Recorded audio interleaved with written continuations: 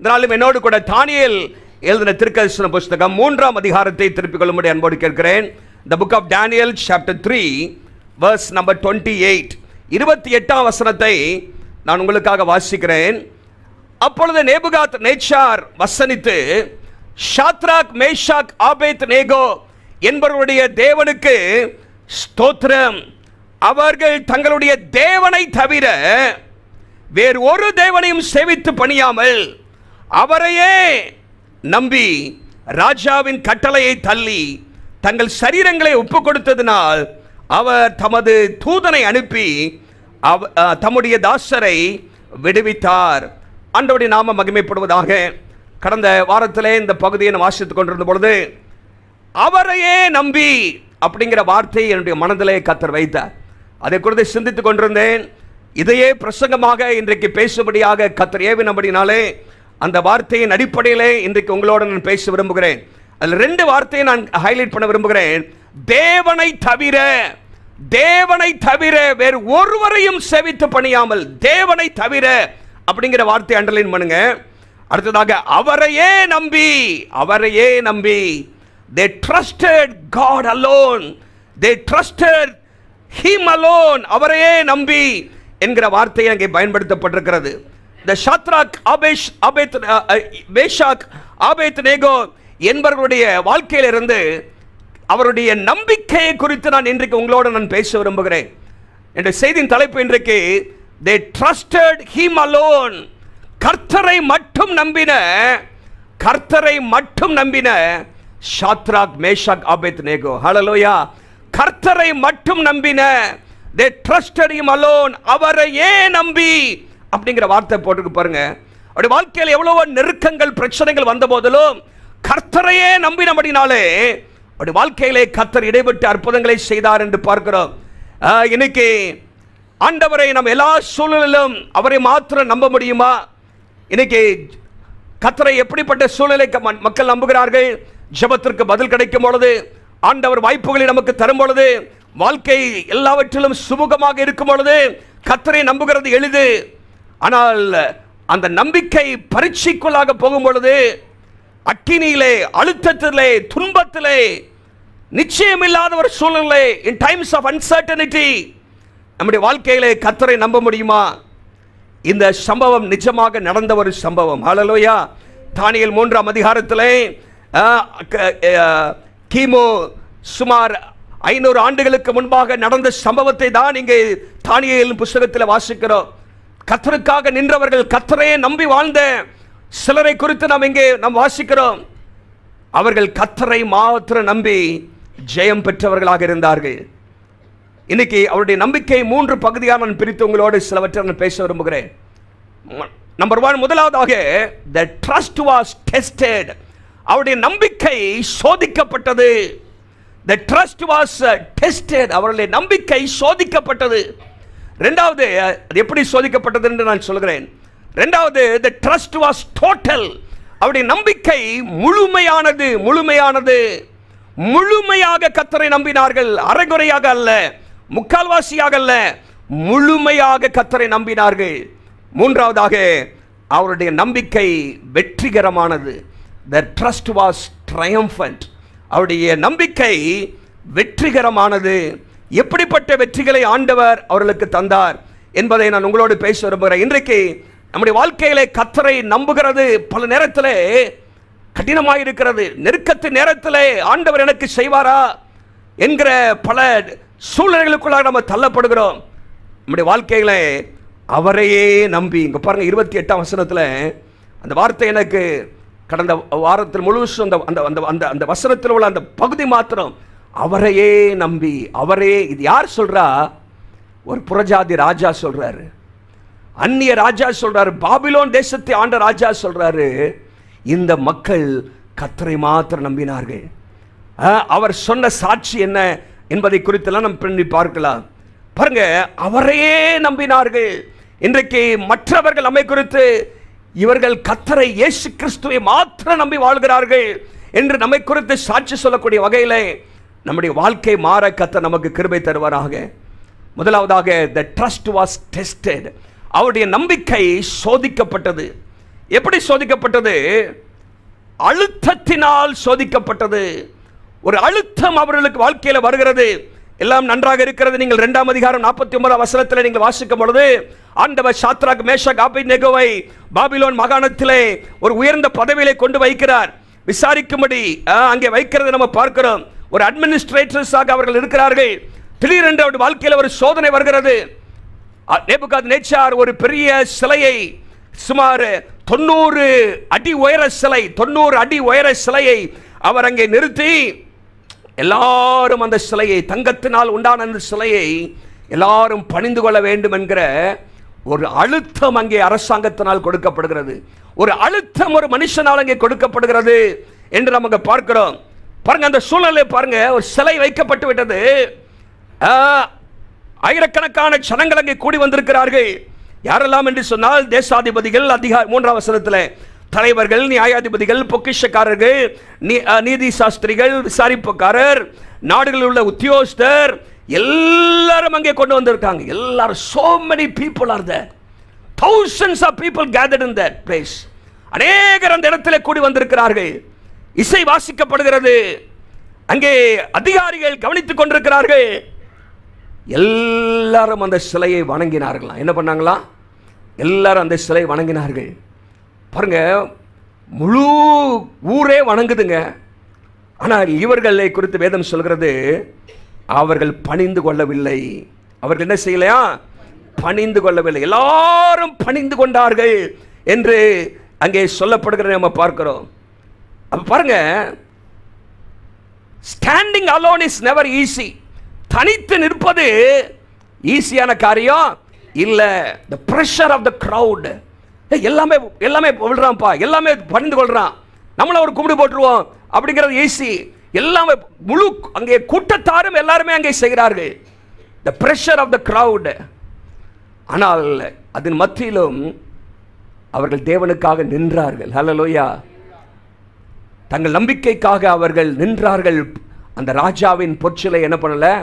பணிந்து கொள்ளவில்லை. அதை அவர்கள் விக்கிரக ஆராதனையாக நினைத்தார்கள். பாருங்க, கூட்டத்தில் சேர்ந்து சில நேரத்தில் நம்ம ஆராதிப்பதெல்லாம் ஈஸி. சர்ச்சுக்கு வரோம், அங்கே எல்லாம் கர்த்தரை ஆராதிக்கிறது ஈஸி, விசுவாசிகளோடு ஆராதிக்கிற ஈஸி, ஆராதனை நேரத்தில் கை உயர்த்தி. ஆனால் நம்முடைய வாழ்க்கையிலே உலகத்துக்குள்ளாக போகும் பொழுது, பாபிலோனிலே, உலகத்திலே, எதிர்மறையான ஒரு சூழ்நிலையிலே, பாவம் நிறைந்த ஒரு உலகத்திலே, சமரசம் செய்து கொண்டிருக்கிற மக்கள் மத்தியிலே கர்த்தருக்காக நிற்க நம்மளால முடியுமா? அங்க ஒரு பரீட்சை வருது. ஹல்லேலூயா. பரீட்சை வருகிறது. இன்னைக்கு அநேக நேரத்தில் எல்லாரும் செய்கிறார்கள் அப்படிங்கிற ஒரு சூழ்நிலை வருகிறது. எல்லாரையும் போல நம்ம எல்லாவற்றையும் செய்து விடுகிறோம். த டெட் ஃபிஷ், ஏன்னா அந்த செத்த மீனை குறித்து நம்ம கேள்விப்பட்டிருக்கோம். செத்த மீன் நம்ம தண்ணீரில் அது பாட்டுக்கு அடிச்சுட்டு போயிடும். ஆனால் உயிருள்ள மீன் என்ன பண்ணும்? என்ன செய்யும்? எதிர்நீச்சல் போடும். உயிருள்ள மீன். ஆகவே நம்முடைய விசுவாசம் ஒரு உயிருள்ள விசுவாசமாக இருக்கும் என்று சொன்னால், நம்முடைய வாழ்க்கையில எதிர்நீச்சல் போடுகிறவர்களாக நாம் இருக்க வேண்டும் என்று கர்த்தர் விரும்புகிறார். ஹல்லேலூயா. உலகத்தோடு ஒத்து போகிறவர்களாக அல்ல. இன்னைக்கு பாருங்க, the world still pressures believers today. உலகம் இன்றைக்கும் ஜனங்களை, நம் விசுவாசிகளுக்குள்ளாக ஒரு அழுத்தம் கொடுக்கிறது. அழுத்தம். கொஞ்சம் விட்டு போப்பா, இதெல்லாம் என்ன, இதெல்லாம் உங்க கடவுளை மன்னிச்சிருவாரு, இது செய்யக்கூடாது. Compromise little. Everybody does it. எல்லாரும் இதை செய்கிறார்களே. ரொம்ப தான் என்ன பரிசுத்தமாக என்ன பண்ணாத, ஆவிக்குரியதாக இருக்காது. ரொம்ப ஒன்று என்ன பண்ணிக்காத, காட்டிக்காத. அப்படி டோன்ட் பி டூ ஸ்பிரிச்சுவல் அப்படின்னு உலகம் நம்ம பார்த்து சொல்லுது. பாருங்க, இந்த பகுதியில் 3 விதமான கூட்டத்தாரை குறித்து நம்ம பார்க்குற. ஒன்று, கன்ஃபார்மர்ஸ்னா உலகத்தோடு ஒத்து போயிடுறவங்க. பணிந்து கொள்ளலாம், டபக்குன்னு கொண்டு பணிஞ்சுக்குவாங்க. கன்ஃபார்ம் பண்ணுறாங்க. அதாவது உலகத்தோடு ஒத்து போகிற மக்கள், உலகத்தின் காரியங்களுக்கு, பாவங்களுக்கு எல்லாம் அடிபணிந்து போகிற மக்களை தான் முதல் 7 வசனத்தை நம்ம பார்க்கிறோம். 7 வசனத்தில் பாருங்க, 7ஆம் வசனம் சொல்லுது, கீத வாத்தியத்தின் சத்தத்தை கேட்டவுடனே சகல ஜனத்தாரும் ஜாதியாரும் எல்லாரும் தாழ விழுந்து பணிந்து கொண்டார்கள். they were conformers. அவர்கள் ஒத்து போகிறவர்கள், சமரசம் செய்கிறவர்கள். அடுத்த 8ஆம் வசனத்திலிருந்து இன்னொரு குற்றத்தை பார்க்கிறோம், குற்றம் சுமத்துறவர்கள். என்னது? அவர்களை நான் சொல்ல இன்ஃபார்மர்ஸ் அப்படின்னா பின்னாடி இருந்து போட்டு கொடுக்குறவங்க, காட்டி கொடுக்கிறவர்கள், குற்றம் சுமத்துறவர்கள். இது யாருன்னு பார்த்தீங்கன்னா அச்சமயத்தில் கல்தேயரில் சிலர் ராஜ சமூகத்தில் வந்து போட்டிருக்கு. ஆக்சுவலாக இங்கிலீஷ் பைபிளில் அஸ்ட்ராலஜர்ஸ் அப்படின்னு போட்டிருக்கு. அந்த பாபிலோன் தேசத்தில் உள்ள கல்தேயரில் சிலர், இவங்க யாருன்னா தானியேல், சாத்ராக், மேஷக், ஆபேத்நேகோவால் காப்பாற்றப்பட்டவர்கள். எப்படி காப்பாற்றப்பட்டவர்கள்? 2ஆம் அதிகாரத்தில் ராஜாவுக்கு ஒரு என்ன வருது, ஒரு சொப்பனை வருது. ராஜா அந்த அஸ்ட்ராலஜர்ஸ் எல்லா மக்களையும் பார்த்து சொல்றார், ஜோசியக்காரர்கள் எல்லாத்தையும் பார்த்து சொல்றாரு, ஞானிகள் எல்லாரையும் பார்த்து, எப்பா நீ எனக்கு சொப்பனத்தையும் சொல்லணும், சொப்பனத்துடைய அர்த்தத்தையும் ஒருத்தனுக்கு முடியல. அப்போ சொல்றாரு எல்லாத்தையும் காலி பண்ணு பாங்கிறார், கொன்று போடட்டும் என்று சொல்லி 11ஆம் வசனம் 2:11 எல்லா ஞானிகளையும் கொலை செய்யும்படி கட்டளையிட்டான். கொலை செய்ய தேடினார்கள். அப்போ தானியேல் வந்து சொல்றாரு, கொஞ்சம் பொறுங்க அப்படின்னு சொல்லிட்டு ஆண்டவர்கிட்ட போய் ஜெபம் பண்ணிட்டு, நான் இதை சொல்றேன் அப்படிங்கிறாரு. கத்த செய்வாரு.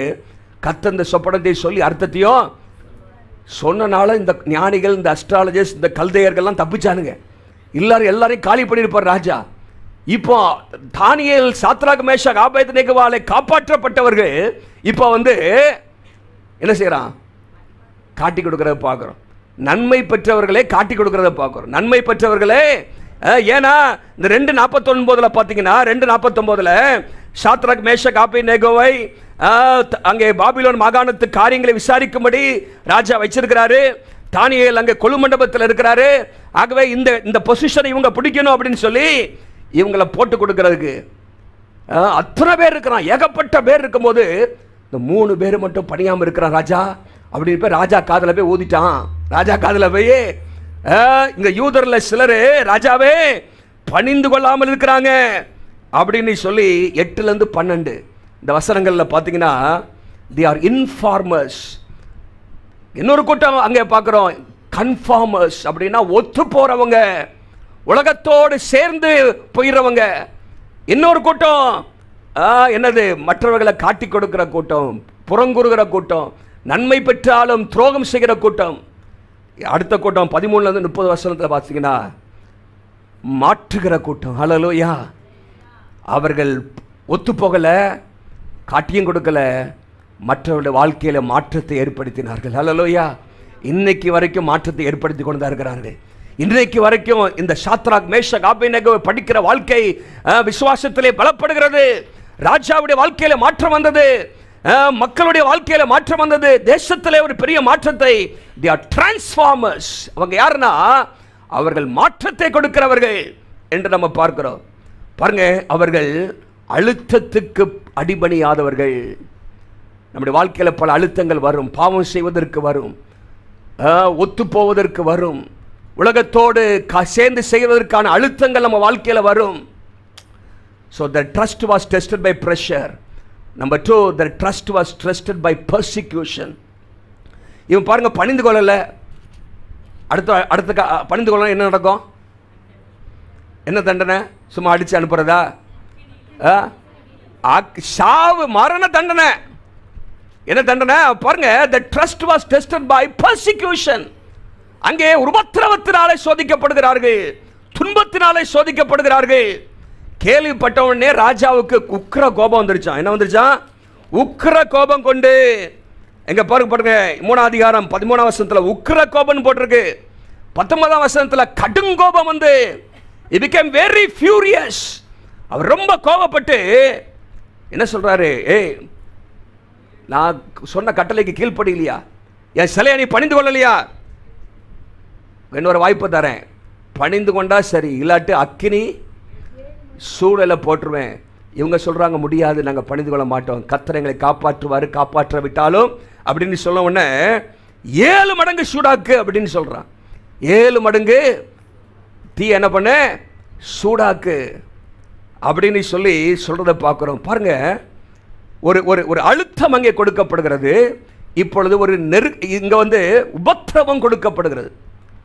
உபத்திரவம் இல்லாவிட்டால் ஒரு பாடு வருகிறது, துன்பம் வருகிறது, இங்கே மரணமும் வருகிறது. ஆனாலும் கர்த்தரை நம்பினார்கள். ஒரு சொல்லுங்க பார்க்கலாம். இன்னைக்கு பிசாசு அனலா இல்லாத கிறிஸ்தவத்தை குறித்து அவன் கவலைப்பட கிடையாது. Satan does not mind casual Christianity, lukewarm Christianity. Silent believers, அமைதியா இருக்கிறவர்களை குறித்து அவனுக்கு பிரச்சனை கிடையாது. ஆனால் கர்த்தருக்காக நிற்கிறவர்களை குறித்து அவனுக்கு கோபம் வரும். என்ன பண்ணும் பாருங்க, என்ன வருது?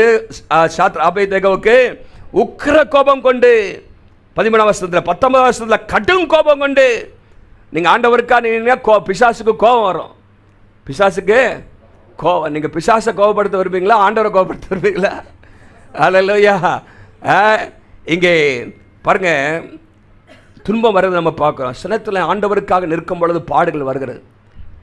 சம்டைம்ஸ் ஒபீடியன்ஸ், கீழ்ப்படுதல் எங்கே திரும்ப கொண்டு போவோம் நம்மளை?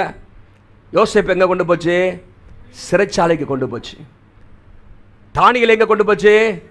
சிங்கக்கெபியில் கொண்டு போச்சு. அவங்களாம் கீழ்ப்படிந்தனால. பவுலை எங்கே கொண்டு போச்சு?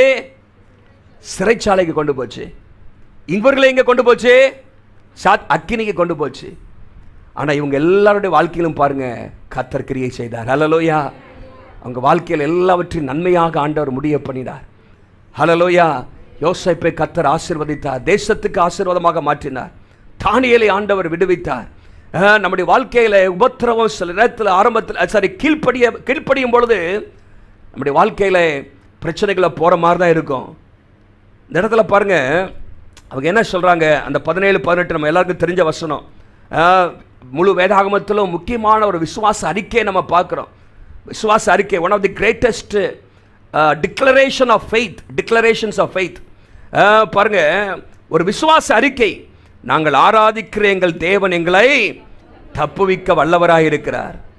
எரிகிற அக்கினி சூளைக்கு உம்முடைய கைக்கும் நீங்களாக்கி விடுவிப்பார். 18ஆம் வசனத்தில் 18ஆம் வசனம் என்ன? விடுவிக்காமல் போனாலும். ஒரு நல்ல சொல்லுங்க பார்க்கலாம். எத்தனை பேர் சொல்ல முடியும்? விடுவிக்காமல் போனாலும் அப்படின்னா என்ன? சுகமாக்காமல் போனாலும், தேவைகள் சந்திக்கப்படாமல் போனாலும், அத்திமரம் துளிர் விடாமல், மந்தையிலே ஆடுகள் இல்லை போனாலும். பாருங்க, ஈவன் இஃப் நாட். இதில் பார்த்தீங்கன்னா இந்த 17-18 இவர்கள் எதை விசுவாசித்தார்களா? தேவன் சர்வ வல்லமை உள்ளவர் என்பதை விசுவாசி. they believed in the omnipotence of God. அவங்க சொல்றாங்க ஃபர்ஸ்ட் பாட்டில் பாருங்க, எங்கள் தேவன் எங்களை தப்புவிக்க வல்லவராக இருக்கிறார். ரெண்டாவது பாருங்க என்ன சொல்றாங்க? அவர் எங்களை உம்முடைய கைக்கு நீங்களாக்கி என்ன பண்ணுவார்? விடுவிப்பார். அவங்க தேவனுடைய அன்பையும் அவங்க விசுவாசித்தார்கள். தேவனை நேசிக்கிறவர்களை கர்த்தர் நேசிக்கிறார், அவர் செய்வார் என்கிறத விசுவாசித்தாங்க. இதெல்லாம் விசுவாசித்தாலும் இன்னொரு காரியத்தை விசுவாசித்தாங்க. they believed in the sovereignty of God. அப்படின்னா அவர் தம்முடைய சித்தத்தின்படி எல்லாவற்றையும் செய்கிறார். ஹல்லேலூயா. அவர் சர்வ ஆளுகை உள்ளவர். அநேக நேரத்தில் நம்ம அதை மறந்துடுறோம். we don't believe in the sovereignty of God. Sovereignty of God na he acts on the basis of his own pleasure and will. அவர் தம்முடைய விருப்பத்தின்படி சித்தத்தின்படி தான் எல்லாவற்றையும் செய்கிறார். ஹல்லேலூயா. நம்ம விருப்பத்தின்படி நம்ம சித்தத்தின்படி எல்லா நேரத்திலும் செய்கிறது கிடையாது. அவர் எல்லாவற்றையும் அவருடைய விருப்பத்தின்படி சித்தத்தின்படி செய்கிறார் என்பதை நம்பினாங்க. ஹல்லேலூயா. விடுவிக்காமல் போனாலும் அதில் ஒரு நன்மை இருக்கும். ஹல்லேலூயா. பாருங்க, அந்த காரியத்தை அவர்கள் சொல்கிறத நம்ம பார்க்கிறோம். உபத்திரவத்தின் மத்தியிலும் உபத்திரவத்தினாலே அவருடைய நம்பிக்கை சோதிக்கப்பட்டது. இல்லை, அதாவது உபத்திரம், பாடுகளினாலே, அழுத்தத்தினாலே, மனிதர்களால் வந்த அழுத்தத்தினாலும் அவருடைய நம்பிக்கை சோதிக்கப்பட்டதை நம்ம இங்கே பார்க்கிறோம். ஹல்லேலூயா. உங்களுடைய நம்பிக்கை சோதிக்கப்படும். உங்கள் நம்பிக்கை சோதிக்கப்படும். ஆண்டவரை தாமதத்தின் நேரத்திலும் நம்ம விசுவாசிக்கிறோமா? நம்முடைய சுகம் தாமதமாகும் போதும் கர்த்தரை விசுவாசிக்கிறோமா?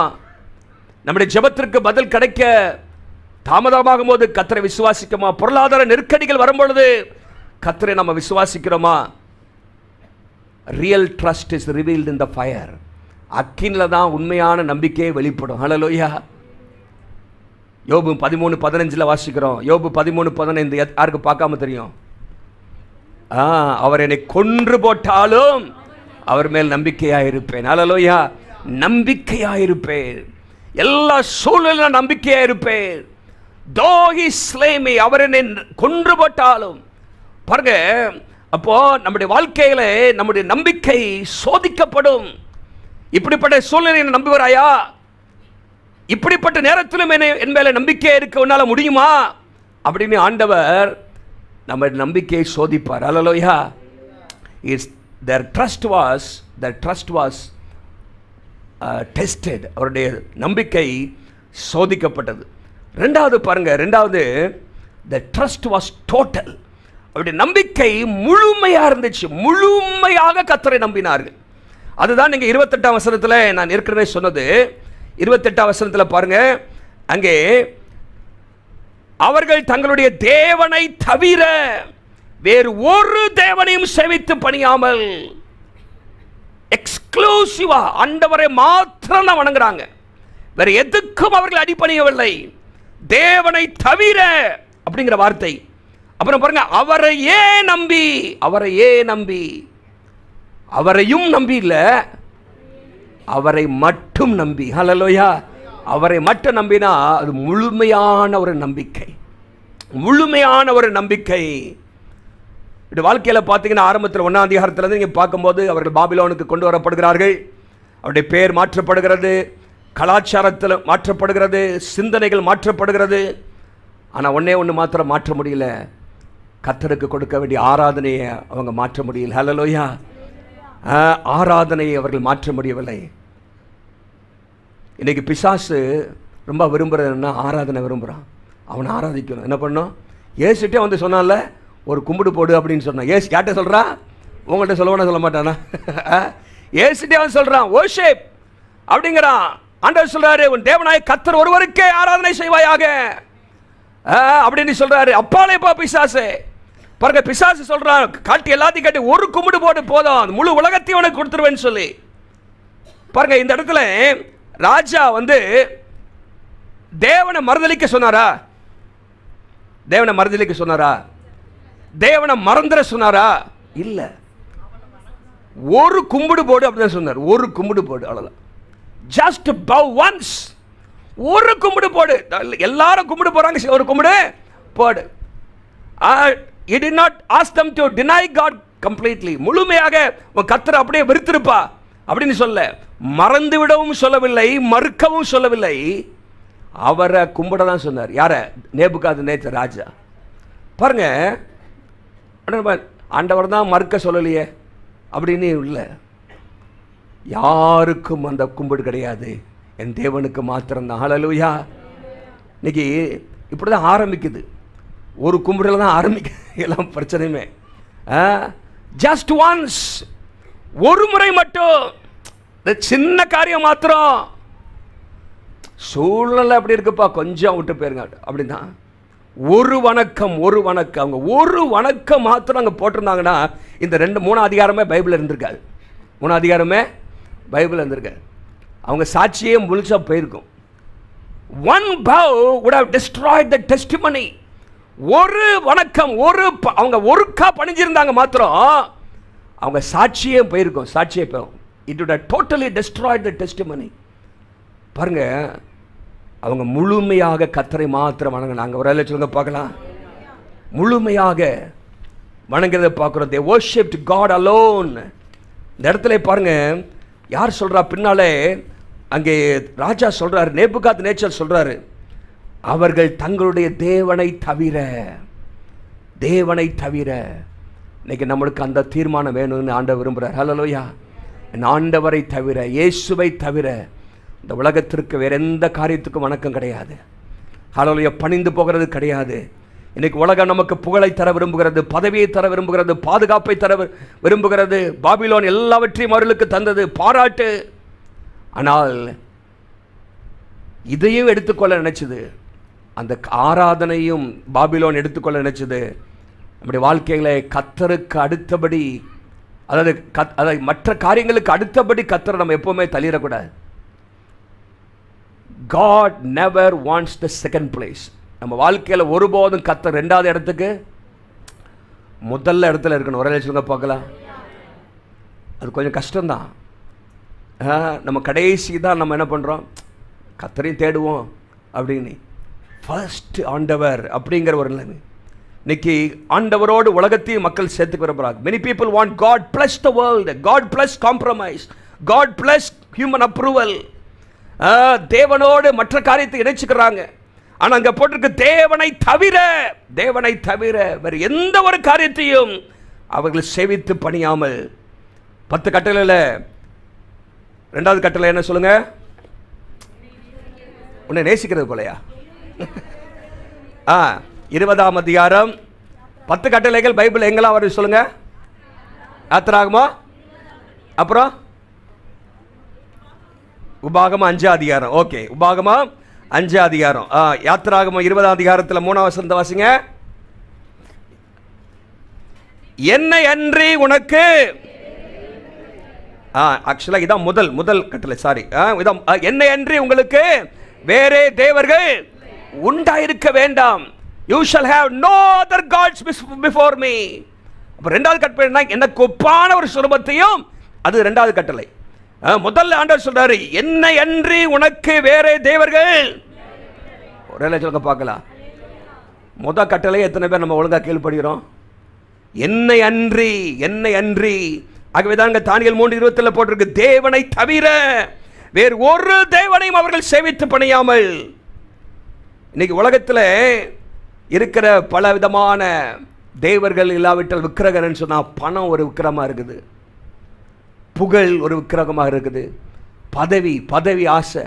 கடந்த ஒரு வாரத்தில் அரசியல் என்னெல்லாம் நடந்துச்சு உங்களுக்கு தெரியும். அரசியலுக்கு பதவிக்காக என்னெல்லாம் நடக்கிறது அப்படிங்கலாம் பார்க்குறீங்க பாருங்க. பதவி, பாவம், இன்பம், சுயநலம், மனித பாராட்டுகள், இவைகளை அதிகமாக என்ன பண்ணுறாங்க மக்கள் நாடி அதுக்கு பணிஞ்சிடுறாங்க. எது நம்ம இருதயத்தை கண்ட்ரோல் பண்ணுதோ அது நம்முடைய கடவுளாக மாறிடுது. Whatever controls your heart becomes your god. உங்கள் இருதயத்தை எது கண்ட்ரோல் பண்ணுதோ, எது அதிகமாக நீங்கள் யோசிக்கிறீங்களோ, அநேக நேரத்தில் இது நமக்கு கடவுளாக மாறிடுது. ஹல்லேலூயா, கடவுளாக மாறிடுது. பைபிள் வாசிக்க நேரம் இல்லை, ஆனால் நிறைய பேருக்கு ரீல்ஸ் பார்க்குறக்குது. போன 3 மாதம் ரீல்ஸ் பார்த்தே ஒரு புதிய அரசாங்கம் வந்துருச்சு அப்படிங்கிறாங்க. பாருங்கள், ரீல்ஸ் இல்லை ஜென்னிசெட் ஜெனரேஷன் அப்படிங்கிறாங்க. ஜென்னிசெட் பாருங்கள், இன்னைக்கு அதிலே நேரம் போயிடுது, சோஷியல் மீடியாவில் போயிடுது. கர்த்தருடைய வசனத்தை வாசிக்க, தியானிக்க, ஜெபிக்க நமக்கு நேரம் இல்லை. பாருங்கள், கொஞ்சம் நம்ம ஆராய்ந்து பார்க்க வேண்டியது காரியம் இருக்கிறது. What controls our heart? நம்முடைய இருதயத்தை கட்டுப்படுத்துகிற காரியம் என்ன? அவரையே என்கிற வார்த்தையை நீங்கள் இங்கே வாங்க. ஏசாயா 26 நம்ம வாசிக்கிறோம். உம்மை உறுதியாய் பற்றி கொண்ட மனதை உடையவன் உம்மையே நம்பி இருக்கிறபடியால். ஒரு சொல்லுங்க, அதான் உம்மையே. அந்த வார்த்தை ஏகாரம் இருக்கு பாருங்க, அது ரொம்ப முக்கியம். உம்மையும் இல்லை, உம்மை மாத்திரம் இல்லை, உம்மை நம்பி இருக்கிறபடினால்னா அதில் வேற எக்ஸ்ட்ராவாக இருக்கு அர்த்தம். உம்மையும் இல்லை, உம்மையே. எல்லாம் சொல்லுங்க, உம்மையே நம்பி இருக்கிறபடியால் நீர் அவனை பூரண சமாதானத்தோடு காத்துக்கொள். உம்மை உறுதியாய் பற்றி கொண்ட மனதை உடையவன், உம்மையே நம்பி இருக்கிறபடியால். 26:13 வாசித்தீங்கன்னா, 26:13 எங்கள் தேவனாகிய கர்த்தாவே, உம்மை அல்லாமல் வேற தேவர்கள் எங்களை ஆண்டார்கள். இனி எல்லாம் சொல்லுங்க, இனி உம்மை மாத்திரம் சார்ந்து உம்முடைய நாமத்தை பிரஸ்தாபப்படுத்துவோம். ஹல்லேலூயா. இனி அவங்க சொல்றாங்க, தீர்மானம் எடுக்க, இனி உம்மை மாத்திரம். இதுக்கு முன்பாக அநேக தேவர்கள் எங்களை ஆண்டார்கள், இனி உம்மை மாத்திரம் நாங்கள் என்ன செய்வோம்? நாங்கள் ஆராதிப்போம் என்று சொல்லுகிறார். இந்த நாகமான் ஒரு தீர்மானம் எடுத்துட்டு போனா தெரியுமா உங்களுக்கு? நாகமான் என்ன சொன்னார் பாருங்க. 2 ராஜாக்கள் 5ஆம் அதிகாரம், 2 ராஜாக்கள் 5ஆம் அதிகாரம் 17ஆம் வசனத்தில் 2வது பகுதி நான் வாசிக்கிறேன். உமது அடியேன் இனி கர்த்தருக்கே அல்லாமல் அந்நிய தேவர்களுக்கு சர்வாங்க தகனத்தையும் பலியும் செலுத்துவது இல்லை. ஒரு தீர்மானம், வாழ்க்கையில் ஒரு மாற்றம் வந்தான ஒரு தீர்மானம் இருக்க. இனி அடியேன் கர்த்தருக்கே அல்லாமல் அந்நிய தேவர்களுக்கு சர்வாங்க தகன பலியை செலுத்துவது இல்லை, மற்ற தேவர்களை பணிந்து கொள்ள போவது இல்லை. இங்கே பாருங்க, இனி உம்மை மாத்திரம் சார்ந்து உம்முடைய நாமத்தை, உம்மை மாத்திரம், அந்த வார்த்தை மாத்திரம், உம்மையே, உம்மை மாத்திரம், அதெல்லாம் முக்கியமான வார்த்தைகள். அல்லேலூயா. பாருங்க, அப்படிப்பட்ட ஒரு காரியம். நம்முடைய மனது கர்த்தரையே சார்ந்திருக்கிறதா? ஆங்கிலத்திலே போட்டிருக்குது, you will keep him in perfect peace whose mind is stayed on you. ஆண்டவரிடத்திலேயே நம்முடைய மனது பதிச்சிருது தான், because he trusts in you அப்படின்னு போட்டிருக்கு. பாருங்க, பதிக்கப்பட்ட ஆண்டவரையே நம்பி வாழ்கிற ஒரு மனது. பைபிளில் 3 விதமான இருக்கு. ஒன்று ஸ்ட்ரேயிங் மைண்டுன்னு இருக்கு. ஸ்ட்ரேயிங் மைண்டுனா கர்த்தரை விட்டு விலகுகிற இருதயம், கர்த்தரை விட்டு வழி தப்பி போகிறது, அப்படியே போயிடுவாங்க, ஆண்டவரை விட்டு தூரம் போயிடுது. Straying mind. நீங்கள் எரேமியா 17:5 வாசித்தீங்கன்னா, எரேமியா 17:5 கர்த்தரை விட்டு விலகுகிற இருதயம் உடையவன் சபிக்கப்பட்டவன் என்று போட்டு, கர்த்தரை விட்டு விலகுகிற இருதயம், ஆண்டவரை விட்டு தூரம் போகிறது. 119 சங்கீதம் 176 வசனம், 119 சங்கீதத்தினுடைய கடைசி வசனம் இப்படியாக சொல்கிறது, நாங்கள் வழி தப்பி போனோம், வழி தப்பி போனோம். பாருங்க, விட்டு விலகுகிற, அது ஸ்ட்ரே, விலகி போகிறது. இன்னொன்று ஸ்வேயிங் மைண்டு. ஸ்வேயிங் மைண்டுனா அப்படியே அலைஞ்சிக்கிட்டே இருக்கும், இங்கேயும் அலையும் அங்கேயும் இருக்கும், இங்கேயும் தொட்டுக்கும் அங்கேயும் தொட்டுக்கும், அலைகிற. எபேசியர் 4:14 வாசிக்கிறோம். எபேசியர் 4:14 அலைபட்டு, காற்றினால் அலைபட்டு அலைகிற.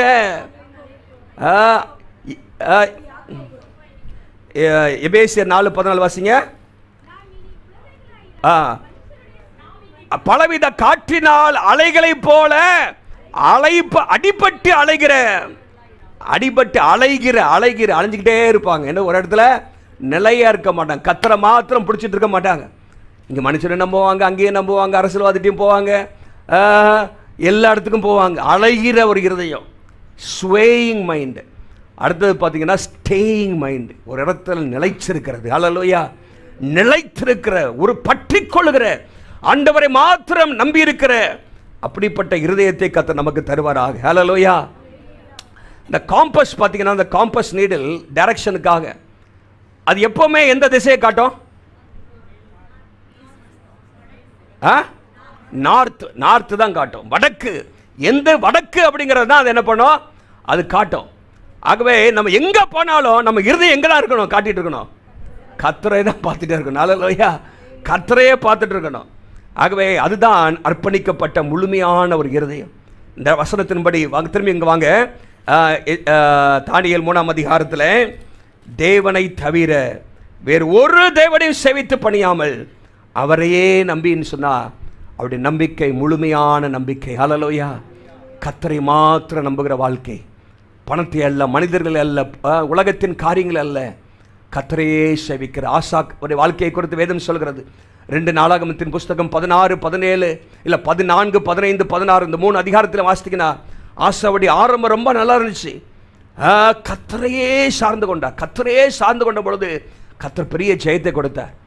ஆனால் போக போக கடைசி எப்படி தான் முடியுது? கர்த்தரை அல்ல, யாரை சார்ந்து கொண்டாரா? பரிகாரிகளை சார்ந்து கொண்டார். கர்த்தரை அல்ல. இது சுவே ஆயிடுச்சு, அந்த பக்கம் அப்படியே மாறிடுச்சு. உண்மை மாத்திரம் சார்ந்து இருந்த அந்த அந்த அந்த யாரு ஆசா போக போக வாழ்க்கையில் என்ன ஆயிடுச்சு? பரிகாரிகளை, மனிதர்களை சார்ந்து கொள்ள ஆரம்பித்தார். அப்படி வாழ்க்கையின் முடிவு மோசமாயிருச்சு. நம்ம வாழ்க்கையில் இறுதி வரைக்கும் கர்த்தரையே சார்ந்து கொள்கிற வாழ்க்கை. அல்லேலூயா. கர்த்தரையே சார்ந்து கொள்கிற அந்த வாழ்க்கையை கர்த்தர் நமக்கு தருவாராக. ஸோ டோட்டல் ட்ரஸ்ட், எல்லாம் சொல்லுங்க, டோட்டல் ட்ரஸ்ட், முழுமையான நம்பிக்கை. இந்த சாத்ராக், மேஷாக், ஆபேத்நேகோவுடைய நம்பிக்கை அது ஒரு சோதிக்கப்பட்ட ஒரு நம்பிக்கை. the trust was tested. அழுத்தத்தினாலே, மனுஷனுடைய அழுத்தத்தினாலே சோதிக்கப்பட்டது, உபத்திரவத்தினாலே சோதிக்கப்பட்டது, அக்கினி சூளையிலே சோதிக்கப்பட்டது, அக்கினி சூளையிலே சோதிக்கப்பட்டது. இரண்டாவது, அவருடைய நம்பிக்கை அது முழுமையான நம்பிக்கை. அவர்கள் கர்த்தரை தவிர வேறு எதையுமே நம்பவில்லை, ஆண்டவரையே நம்பியிருந்தார்கள். ஆண்டவர் மாத்திரம்தான் எதையும் எங்கள் வாழ்க்கையில செய்யணும். அவர் காப்பாற்றினாலும் ஆண்டவர் தான், காப்பாற்றாவிட்டாலும் எங்களுக்கு அவர்தான் என்று சொல்லி முழுமையான நம்பிக்கை உடையவர்களாக இருந்தார்கள். கடைசியாக the trust was triumphant. அவருடைய நம்பிக்கை எப்படி இருந்துச்சு? வெற்றிகரமாக இருந்துச்சு. அல்லேலூயா.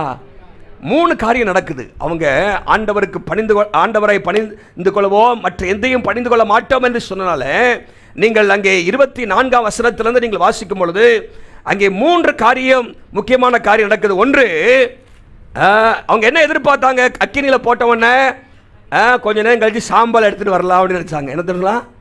அக்கினியில் போட்டவொடனே என்ன வரும்? சாம்பல் தான். அழிவை எதிர்பார்த்தார்கள், சாம்பல் தான் கிடைக்கும் நினைச்சாங்க.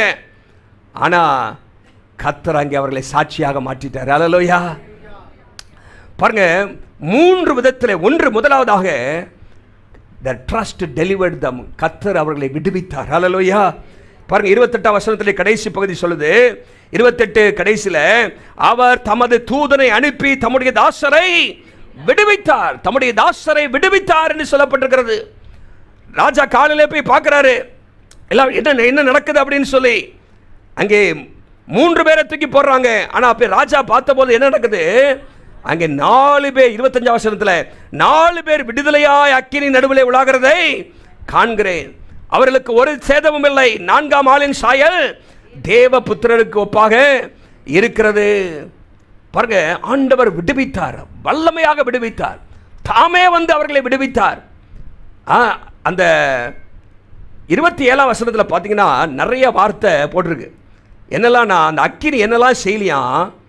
அக்கினி பேலன்ஸ் செய்யவில்லை, தலைமயிரை கருக்கவில்லை, சால்வைகளை சேதப்படுத்தவில்லை, அக்கினின் மனம் கூட அவர்கள் மேலே வீசலையாம். ஒரு வேலை சொல்லுங்க பார்க்கலாம். அக்கினின் மனம் கூட போன மாதிரியே, ஒருவேளை போனதோட ஃப்ரெஷ்ஷாக தான் வந்திருப்பானுங்க உங்களுக்கு. அவ்வளோ பாருங்க, அக்கினின் மனம் கூட வீசலை. ஆண்டவரை எப்படி முழுமையாக அவர்கள் நம்பினார்களோ கர்த்தர் அவர்களை முழுமையாக விடுவிச்சிட்டார். அல்லேலூயா. ஒரு முடி கூட கீழே வரலையா? ஒரு முடி கூட கருகலையாம். அல்லேலூயா. பாருங்க, ஆண்டவர் விடுவிக்கிறதை நம்ம பார்க்கிறோம். அவர்களை கட்டுவித்து உள்ளே தூக்கி போட்டார்கள். நம்முடைய ஆண்டவர் அல்லேலூயா கட்டுகளை அறுக்கிறவர். அல்லேலூயா. நம்முடைய வாழ்க்கையில் இருக்கிற கட்டுகளை ஆண்டவர் அறுப்பார். பயத்தின் கட்டுகளை ஆண்டவர் அறுப்பார். சூழ்நிலைகள், சோர்வுகள் என்கிற கட்டுகளை கர்த்தர் நம்முடைய வாழ்க்கையிலே அறுப்பார். எந்த அக்கினியை கொண்டு பிசாசு நம்மை அழிக்க நினைக்கிறானோ அதன் மத்தியிலே கர்த்தர் நம்மை விடுவிக்க அவர் உண்மை உள்ள தேவனாக அவர் இருக்கிறார். முதலாவது விடுதலை நம்ம பார்க்கிறோம். விடுதலை. சில நேரத்தில் ஆண்டவர் என்ன செய்யறாரு? ஆண்டவர் அக்கினியிலிருந்து அக்கினிக்கு போகாமலே கர்த்தர் நம்ம பாதுகாக்க முடியும், அக்கினின் ஊடாகவும் கர்த்தர் பாதுகாக்க முடியும். அல்லேலூயா. நமக்கு தெரிஞ்ச வசனம் ஒன்று இருக்குல்ல, ஏசாயா 43:2. ஏசாயா 43:2 வாசிங்க. ஏசாயா 43:2. நீ தண்ணீர்களை கடக்கும் போது நான் உன்னோடு இருப்பேன், நீ ஆறுகளை கடக்கும் பொழுது அவைகள் உண்மையில் புரளுவதில்லை, நீ அக்கினியில் நடக்கும் போது அக்கினி ஜுவாலை உண்மையிலே பற்றாது. இது அப்படியே லிட்டரலா உங்க வாழ்க்கையில் நடக்குது. ஹல்லேலூயா.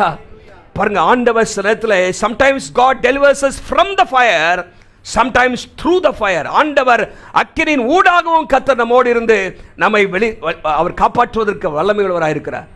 அவர் எல்லா நேரத்திலும் உண்மை உள்ளவர். உடனே சொல்லுங்க பார்க்கலாம். அக்கினிக்கு போகாமலே பாதுகாக்க முடியும், அக்கினிக்கு போனாலும் பாதுகாக்க முடியும். அதுதான் இங்கே நம்ம வாசிக்கிறோம். நம்முடைய வாழ்க்கையில் எப்படிப்பட்ட கட்டுகளாக இருந்தாலும் கர்த்தர் நம்மை விடுவிக்க அவர் உண்மை உள்ளவர். அவரே சார்ந்து கொள்ளும் பொழுது கர்த்தர் நம்ம வாழ்க்கையில் சில நேரத்தில் நம்ம நினைக்கிறதுக்கு வித்தியாசமாக நடக்கலாம், பிரச்சனைகள் கூடலாம், 7 மடங்கு பிரச்சனைகள் கூடுற சூழ்நிலை வரலாம். ஆனால் கர்த்தர் நம்முடைய வாழ்க்கையில் ஒருபோதும் நம்மை கைவிட மாட்டார். நம்மை ஆண்டவர் நம்முடைய வாழ்க்கையில் உண்மை உள்ளவராக இருப்பார் என்பதை மாத்திரம் மறந்துடக்கூடாது. அப்போ முதலாவது அவர்களை கர்த்தர் விடுவித்தார். ஹல்லேலூயா. ரெண்டாவது என்ன செஞ்சார்னா, அந்த அந்த ராஜா கர்த்தரை அறிந்து கொள்ள உதவி செய்தார். ஹல்லேலூயா. The trust made Nebuchadnezzar acknowledge God. ஆண்டவரை அவர்கள் அங்கீகரிக்க, தேவனின் வல்லமையை, மகத்துவத்தை ராஜா அங்கீகரிக்க வைத்தது அவருடைய நம்பிக்கை. 28-29 நம்ம பார்க்குறோம்ல. 28-29 ராஜா என்ன சொல்றாரு பாருங்க. வாசிக்கலாம் அந்த வசனத்தை. 3ஆம் அதிகாரம் 28-29. அப்பொழுது நேபுகாத்நேச்சர் வசனித்து தேவனுக்கு ஸ்தோத்திரம் போறாருங்க. ஒரு ஆளே சொல்லுங்க பார்க்கலாம். அந்நிய தேசத்தில் உள்ள ராஜா என்ன சொல்றாரு? தேவனுக்கு ஸ்தோத்திரம், சாத்ராக் மேஷாக் ஆபேத்நேகோ என்பவருடைய தேவனுக்கு ஸ்தோத்திரம் என்று சொல்கிறார். Blessed be the God of Shadrach, Meshach and Abednego. பாருங்க, இவர்கள் கர்த்தரை மாத்திரம் சேவிக்க தங்களுடைய வாழ்க்கையை அர்ப்பணித்தபடினாலே ராஜாவுடைய வாயிலிருந்து தேவனுக்கு ஸ்தோத்திரம் என்கிற வார்த்தை வருது. அல்லேலூயா. நேரத்தில் நம்ம நம்முடைய சாட்சியை நாம் உண்மையாக இருந்தால் என்ன நடக்க போகுதுன்னு நினைக்கிறோம். Sometimes we underestimate the power of consistent Christian testimony. நம்ம வாழ்க்கையில் நம்முடைய சாட்சி ரொம்ப ரொம்ப முக்கியம். அல்லேலூயா. ஏதோ ஒரு பகுதியில் அது நிச்சயமாக பாதிப்பை ஏற்படுத்தும். சில நினைக்கிறாங்க, நான் மட்டும் இருந்தால் என்னத்தை பெரிய மாற்றத்தை கொண்டு வர முடியும்? ஒரு மனிதனுடைய வாழ்க்கையை மாற்றத்தை ஏற்படுத்த முடியும். அல்லேலூயா. பாருங்க, the entire empire, அந்த முழு பாபிலோன் சாம்ராஜ்யமுமே இந்த வார்த்தைகளை கேட்குது. இந்த 28, 29 சொல்லப்பட்ட வார்த்தையை முழு சாம்ராஜ்யமுமே கேட்குது. முழு சாம்ராஜ்யமே, the entire empire heard about God. அவர்கள் கர்த்தரை நம்பினபடி என்ன கேட்குது? நேபுகாத்நேச்சர் வசனத்தை சொன்னதை கேட்குது. தேவனுக்கு ஸ்தோத்திரம். அவர்கள் தேவனை தவிர வேறு ஒன்றையும் பணிந்து கொள்ளாமல் அவரையே நம்பி தங்களுடைய சரீரங்களை ஒப்புக் கொடுத்தபடியால் அவர் தமது தூதனை அனுப்பி தம்முடைய தாசரை விடுவித்தார். அடுத்த வசனம், ஆதலால் சாத்ராக் மேஷக் ஆபேத்நேகோ என்பவருடைய தேவனுக்கு விரோதமாக தூஷண வார்த்தையை சொல்லுகிற எந்த ஜனத்தானும், எந்த ஜாதியானும், எந்த பாஷைக்காரனும் துண்டிட்டு போட கடவன். அவன் வீடு எருக்களமாக்கப்படும். என்னாலே தீர்மானிக்கப்படுகிறது. இவ்விதமாய் ரட்சிக்கத்தக்க தேவன் வேறு ஒருவரும் இல்லை. முழு உலகமே கேட்குதுங்க. முழு உலகம்னா பாபிலோன் சாம்ராஜ்யமே இந்த வார்த்தை கேட்குது. ஒரு வேலை சொல்லுங்க பார்க்கலாம். பாருங்க, ஒரு ராஜா கையெழுத்து போட்டு அனுப்புனா என்னது? நம்ம சீஃப் மினிஸ்டர் ஒரு கையெழுத்து போட்டோன்னு அடுத்த நிமிஷம் எங்கே வந்துடுது? டிவியில் போட்டார் கையெழுத்து அப்படின்னு, 1000 ரூபா வந்துருச்சு அப்படின்னு. என்னது எல்லாத்துக்கும் பாருங்க, ஒரு கையெழுத்தோட அனுது. அவன் பாருங்க எவ்வளவு வேகமாக அந்த முழு சாம்ராஜ்யத்துக்குமே அவரை அல்லாமல் இவ்விதமாய் ரட்சிக்கத்தக்க தேவன் ஒருவரும். இதே ராஜா தான் முதல்ல சவால் விட்டார். 15ஆம் வசனத்தில் என்ன சொல்றாருன்னா, உங்களை என் கைக்கு தப்புவிக்க யார்? தேவன் யார்? உங்களை என் கைக்கு தப்புவிக்க போகிற தேவன் யார் என்று கேட்ட அந்த ராஜா இப்போ சொல்றாரு, இவ்விதமாய் ரட்சிக்கத்தக்க தேவன் உங்கள் தேவனை போல வேறு ஒருவரும் இல்லை. ஹல்லேலூயா, ஹல்லேலூயா. இந்த உலகம் நம்முடைய கர்த்தரை பார்க்கணும். ஹல்லேலூயா. இந்த உலகம் கர்த்தரை பார்க்கணும். ஒரு தேவ மனிதன் இப்படியாக சொல்கிறார், இப்போ இருக்கிற காலகட்டம் நாம் தேவனை அறிவிக்கிறது மாத்திரமல்ல, அவரை நிரூபிக்கவும் வேண்டும். ஹல்லேலூயா. பக்கத்தில் பார்த்து சொல்லுங்க, அறிவிப்பது மாத்திரமல்ல, நிரூபிக்கவும் வேண்டும். ஹல்லேலூயா. நம்முடைய ஆண்டவர் வல்லமை உள்ளவர் என்பதை நிரூபிக்க வேண்டும். நம்முடைய ஆண்டவர் சர்வ வல்லமை உள்ளவர். ஹல்லேலூயா. when believers turn firm in faith, விசுவாசிகள் தங்களுடைய நம்பிக்கையிலே விசுவாசத்திலே உறுதியாக இருக்கும் பொழுது, நெருக்கத்திலும் உபத்திரவத்திலும் உறுதியாக இருக்கும் பொழுது, the world sees the reality, the power and the presence of the true and living God. ஜீவனுள்ள உண்மையான தேவனுடைய அவருடைய வல்லமையும் அவருடைய பிரசன்னத்தையும் இந்த உலகம் பார்க்கும் நிச்சயமாகவே. மத்தேயு 5:16 இயேசு சொல்றாரு, மனுஷருக்கு முன்பாக உங்களுடைய வெளிச்சம் பிரகாசிக்க கடவது என்று இயேசு சொல்ல நம்ம பார்க்கிறோம். பாருங்க, இந்த முழு சம்பவத்தில் பாருங்க, சாத்ராக் மேஷக் ஆபேத்நேகோ சண்டை போட்டாங்களா? ஆர்கியூ பண்ணாங்களா? இல்லை. they did not fight, they did not argue. அவங்க விசுவாசத்துக்காக உறுதியாக மாத்திரம் நின்னாங்க. ஹல்லேலூயா. மற்ற காரியங்கள்லாம் கர்த்தர் பார்த்து கொண்டார். கர்த்தர் ஆண்டவர் அற்புதங்களை செய்தார் என்று பார்க்கிறோம். நம்முடைய வாழ்க்கையில் நம்ம விசுவாசத்தில் நம்பிக்கையில் உறுதியாக இருந்தால் மாத்திரம் போதும். வாயில் பேசணும் கூட அவசியம் இல்லை. கர்த்தர் நமக்காக கிரியை செய்வார். ஹல்லேலூயா. இன்னைக்கு உலகம் நம்மை பார்த்து கொண்டிருக்கிறது. இங்கே நம்ம பார்க்கிறோம் அவருடைய நம்பிக்கை ராஜா தேவனுடைய வல்லமையை மகத்துவத்தை அறிந்து கொள்ள உதவி செய்தது. மூன்றாவதாக கடைசி வசனத்தில், பின்பு ராஜா சாத்ராக் மேஷக் ஆபேத்நேகோ என்பவர்களை பாபிலோன் தேசத்திலே உயர்த்தி வைத்தார். The trust promoted them. முதலாவதாக அவருடைய நம்பிக்கை அவர்களை விடுவித்தது. அவருடைய நம்பிக்கை ராஜா கர்த்தரை அங்கீகரிக்க வைத்தது. மூன்றாவதாக அவருடைய நம்பிக்கை தேசத்திலே அவர்களை உயர்த்தினது. ஹல்லேலூயா. அங்கே பார்க்கிறோம், after the furnace game favour. அக்கினி சூளைக்கு பிற்பாடு தேவ தயவு அவர்களுக்கு வந்தது. தேவன் அவர்களை பாதுகாத்தார், கனப்படுத்தினார், உயர்த்தினார். உலகம் நினைச்சிச்சு இவங்க கதை முடிஞ்சிச்சுன்னு சொல்லி ஆண்டவர் சொன்னார், இப்போதான் இவங்க வேலையை ஆரம்பிக்க போதுங்கிறார். ஹல்லேலூயா. The promotion is just beginning. அவங்க உயர்வு இப்போதான் வருது. என்று ஆண்டவர் சொல்வதை பார்க்கிறோம். யோசேப்பு குழியிலே புலம் பொழுது அவன் வாழ்க்கை முடிஞ்சிச்சு நினைச்சாங்க. ஆனா கர்த்தர் அவரை குறித்து பெரிய திட்டம் வச்சிருந்தார். ஹல்லேலூயா. தாவீது வனாந்திரத்திலே போகும் பொழுது அவருடைய வாழ்க்கை அவ்வளவுதான் முடிந்து போனது என்று நினைத்தார்கள். கர்த்தர் அவரை சிங்காசனத்திலே கொண்டு வந்து நிறுத்தினார். ஹல்லேலூயா. இயேசு அங்கே சிலுவைக்கு போகும்பொழுது அவ்வளவுதான் முடிந்தது என்று பிசாசு நினைத்தான். ஆனால் கர்த்தர் மகிமையாக இன்றைக்கும் அரசாட்சி செய்து கொண்டிருக்கிறார். ராஜாதி ராஜாவாக, கர்த்தாதி கர்த்தாவாக என்று வாசிக்கிறோம். நம்முடைய வாழ்க்கையில் இன்றைக்கு நம்முடைய நம்பிக்கை எப்படி இருக்கிறது? இந்த வசனத்தின்படி ஆண்டவர் இந்த வார்த்தையை கொண்டு என்னோடு இந்த வாரத்திலே ஆரம்பத்திலிருந்தே பேசிக் கொண்டிருந்தார். அவரையே நம்பி. ஹல்லேலூயா. நீங்களும் அதை அண்டர்லைன் பண்ணி ஹைலைட் பண்ணி வச்சிருக்கிறேன். ஹைலைட்டரை வச்சு நீங்களும் ஹைலைட் பண்ணி அவரையே நம்பி. ஹல்லேலூயா. அவரையே நம்பி, உம்மை மாத்திரம், உம்மை மாத்திரம். ஹல்லேலூயா. உம்மையே. அப்படிப்பட்ட ஒரு சூழ்நிலைக்கு வரும்பொழுது கர்த்தர் நம்முடைய வாழ்க்கையில கிரியை செய்வார். ஹல்லேலூயா. இன்னைக்கு பிரச்சனை என்னன்னா, கர்த்தரை மட்டும் நம்ம நம்புறதில்லை, மனிதர்களை நம்புகிறோம், பணத்தை நம்புகிறோம், உலகத்தை நம்புகிறோம், அரசியல்வாதிகளை நம்புகிறோம். ஹல்லேலூயா. கர்த்தர் இவர்கள் மூலமாக இவைகளை கொண்டு ஆண்டவர் செய்யலாம். ஆனால் நம்ம நம்பிக்கை அங்கே போயிடக்கூடாது. ஆண்டவர் எதை செய்தாலும் நீங்கள் தான் எனக்கு செய்யணும். ஹல்லேலூயா. பரத்திலிருந்து தான் நமக்கு ஆசீர்வாதம் வருது. வேதம் சொல்கிறது, பரத்திலிருந்து ஒருவனுக்கு கொடுக்கப்பட்டால் ஒழிய ஒன்றையும் பெற்றுக்கொள்ள மாட்டான். ஹல்லேலூயா. நன்மையான எந்த ஈவும் பூர்ணமான எந்த வரமும் பரத்திலிருந்து உண்டாகி. யாக்கோபு 1:17 என்னமாக யோவான் 3:27 இங்களை வாசித்து பாருங்க. பரத்திலிருந்து நமக்கு ஆசீர்வாதம் வருது. ஹல்லேலூயா. ஜெயமோ கர்த்தரால் வரும் என்று சொல்லப்பட்டிருக்கிறது. ஆகவே நம்முடைய வாழ்க்கையில் எல்லாவற்றையும் கர்த்தர் நமக்கு தர ஆயத்தமாக இருக்கிறாரு. ஆனால் நாம் நம்பிக்கைக்கு பாத்திரவானாக இருக்கிறோமா? அவரே சார்ந்து அவரே நம்பி வாழ நம்முடைய வாழ்க்கைகளை தீர்மானம் எடுத்திருக்கிறோமா? இந்த வசனம் சொல்கிறது, கர்த்தர் அவர்களை விடுவித்தார். இதெல்லாம் ராஜா செய்தது. பாருங்க 28, 29, 30 இந்த 3 வசனத்திலையும் இந்த 3 காரியத்தை பார்க்கிறோம். ராஜாவே சொல்றாரு, கர்த்தர் உங்களை விடுவிச்சாரு. ராஜாவே சொல்றாரு, நீங்கள் ஆராதிக்கிற தேவனை போல வேறு ஒரு தேவனும் இல்லை. ராஜாவே செய்கிறாரு, அவர்களை உயர்த்தி வைக்கிறார். ஹல்லேலூயா. பாருங்க, இதெல்லாம் கர்த்தர் அந்த ராஜாவை கொண்டு செய்கிறார். அந்த நேபுகாத் நேச்சர் என்கிற அந்த பாபிலோன் சாம்ராஜ்யத்தினுடைய ராஜாவை கொண்டு ஆண்டவர் செய்கிறார். அவருடைய வாயில இந்த வார்த்தைகளை வைக்கிறார். கர்த்தர் தூதனை அனுப்பி ஆண்டவர் விடுவிக்கிறார். நம்முடைய வாழ்க்கையிலும் கர்த்தர் நமக்காக விடுவிப்பதற்கு தூதர்களை வச்சிருக்கிறார். ஹல்லேலூயா. மனிதர்களை வச்சிருக்கிறாரு. அற்புதங்களை கர்த்தர் நிச்சயமாக செய்வார். இன்னைக்கு ஆண்டவர் எதிர்பார்க்கிறதெல்லாம் நீங்க அவரையே நம்பணும். ஹல்லேலூயா. Trust God alone. அவரே நம்பணும், அவரே நம்பணும்.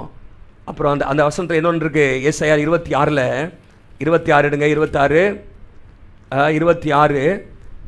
3:4 பார்த்தீங்கன்னா 2 வார்த்தைங்க பார்க்கணும். உண்மையே நம்பணும், என்றென்றைக்கு நம்பணும். ஒரு சொல்லுங்க பார்க்கலாம். இன்னைக்கு அவரே நம்பணும்ப்பா, நாளைக்கு கொஞ்சம் வேற ஆளையும் நம்பி பார்ப்போம் அப்படின்னு இல்லை, என்றென்றைக்கு நம்பணும். ஹல்லேலூயா. 23, 26, 4 வாசிக்கிறோம்.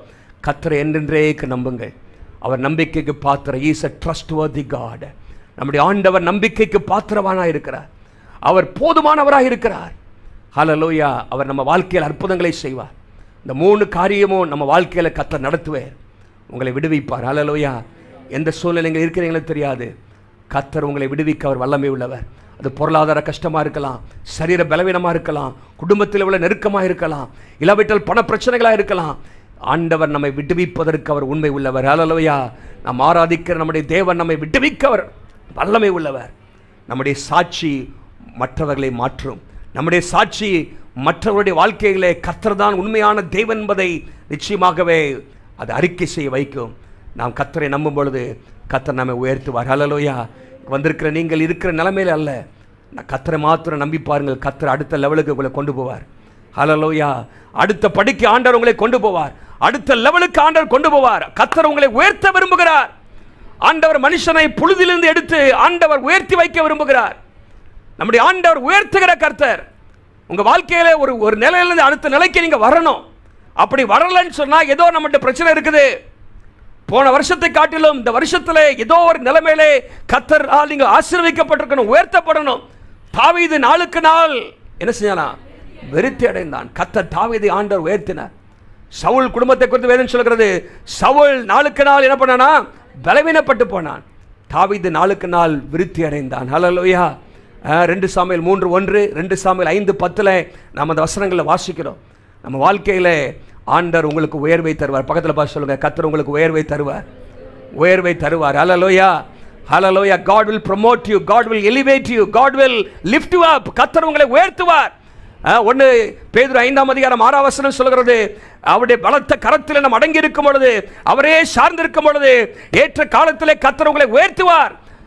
ஆண்டவர் யோசேப்பை உயர்த்தினார், தாவீதை உயர்த்தினார், தானியேலை உயர்த்தினார், ஷாத்ராக் மேஷாக் ஆபேத்நேகோவை உயர்த்தின கர்த்தர் உங்களையும் ஆண்டவர் உயர்த்துவார். ஊழியத்திலே உயர்த்துவார், குடும்பத்திலே உயர்த்துவார், படிப்பிலே உயர்த்துவார். ஆண்டவர் அங்கே போட்டுக்கு பாருங்க, 30ஆம் வசனம் தான். 30ஆம் வசனத்திலே ஆண்டவர் தருகிற ஆசீர்வாதம் என்னவென்று சொன்னால், உயர்த்தினான். ஹல்லேலூயா. தேவன் உயர்த்த வைச்சார். ஹல்லேலூயா. ராஜா மூலமாக கர்த்தர் அவர்களை உயர்த்தி வைத்தார். கர்த்தர் இன்றைக்கு நம்மளை ஆண்டவர் உயர்த்துவார். ஹல்லேலூயா. நீங்கள் செய்ய வேண்டியது ட்ரஸ்டிங் காட் அலோன், அவரை மாத்திரம் நம்ப. ஹல்லேலூயா. நம்ம எல்லாரும் எளிமையில் இருப்போமா? எளிமையில் இருக்கலாமா? அவருடைய நம்பிக்கை சோதிக்கப்பட்டது. அவருடைய நம்பிக்கை முழுமையாக இருந்தது, முழுமையான நம்பிக்கை. It was not a divided trust, it was a total trust. A total trust, முழுமையான ஒரு நம்பிக்கை. கர்த்தரை மட்டும் நம்ப. ஹல்லேலூயா. கரங்களை வைத்து சொல்லுங்க, கர்த்தரை நம்பியே நான் ஜீவிப்பேன். ஹல்லேலூயா. இந்த வாழ்க்கையிலே அவர் போதுமானவர், அவர் போதுமானவர். அவருடைய நாமம் நான் இருக்கிறவராகவே இருக்கிறேன் என்பது அவருடைய நாமம். ஹல்லேலூயா. அந்த நாம் ஆராதிக்கிற அந்த இயேசு அவர் போதுமானவர். இன்னைக்கு ஆண்டவர் உங்களை பார்த்து ஆண்டவர் சொல்றாரு, ஹல்லேலூயா, தேவனை மாத்திரம் நம்புங்கள். ஹல்லேலூயா. அவர் கைவிடவே மாட்டார் உங்களை. அவர் உங்களை விடுவிப்பார், உங்களை விடுவிப்பார். ஹல்லேலூயா. கர்த்தருடைய கிருபை நம்மை அதிகமாக பலப்படுத்திட்டோம். கர்த்தரை நம்புவேன். இல்லை சொல்லுங்க, கர்த்தரை நம்புவேன். ஹல்லேலூயா. கர்த்தரை மாத்திரம் நம்புவேன். ஹல்லேலூயா. நாகமான் சொன்ன வார்த்தையை ஞாபகத்தில் வைத்து, இனி கர்த்தரை மட்டுமே சேவிப்பேன், இனி கர்த்தரை மட்டுமே பணிந்து கொள்வேன். ஹல்லேலூயா. ஸ்தோத்திரம், ஸ்தோத்திரம். பணத்தை அல்ல, உலகத்தை அல்ல, உலகத்தின் பொருட்களை அல்ல. ஹல்லேலூயா.